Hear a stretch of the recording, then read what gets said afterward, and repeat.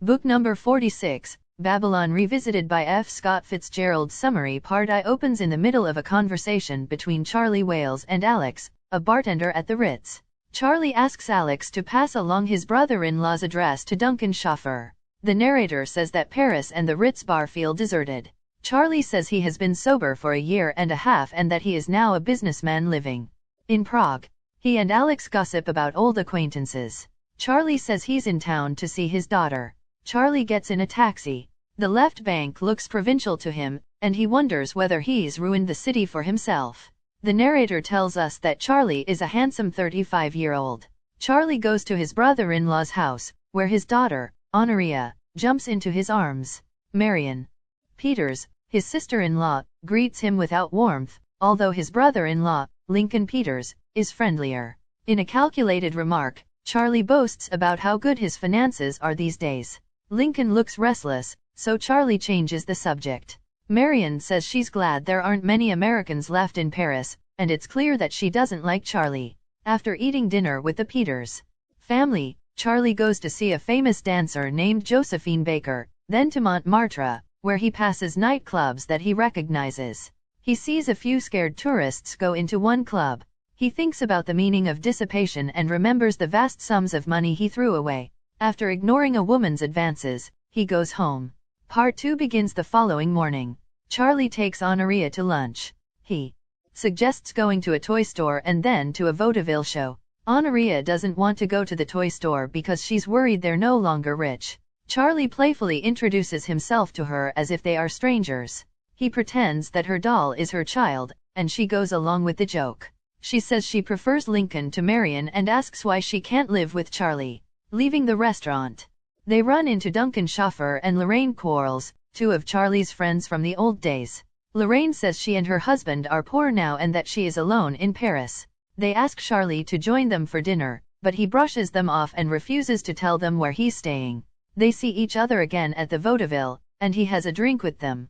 In the cab on the way home, Onoria says she wants to live with him, which thrills Charlie. She blows him a kiss when she is safely inside the house.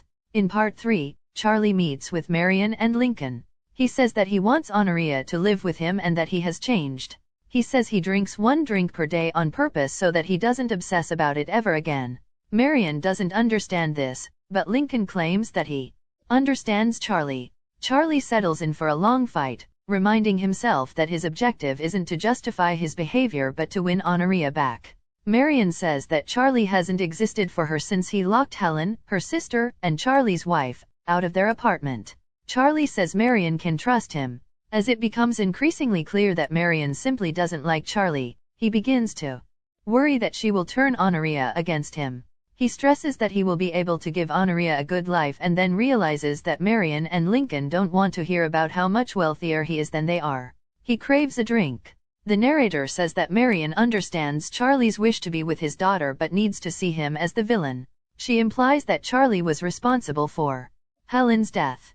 Lincoln objects. Charlie says that heart trouble killed Helen, and Marion sarcastically agrees with him. Suddenly giving up the fight, she leaves the room. Lincoln tells Charlie that he can take Onoria. Back in his hotel room, Charlie thinks of the way he and Helen destroyed their love for no good reason. He remembers the night they fought and she kissed another man. He got home before her and locked her out. There was a snowstorm later, and Helen wandered around in the cold.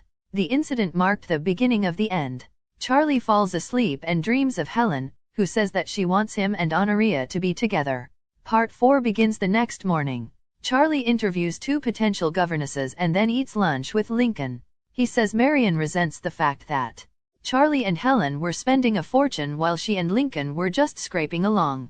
In his hotel room, Charlie gets a pneumatic, a letter delivered by pneumatic tube, from Lorraine, who reminisces about their drunken pranks and asks to see him at the Ritz bar.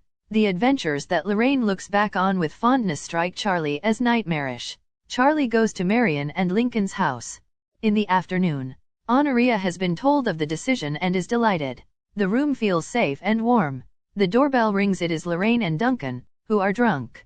Slurring their words, they ask Charlie to dinner. He refuses twice and they leave angry. Furious, Marion leaves the room. The children eat dinner, and Lincoln goes to check on Marion.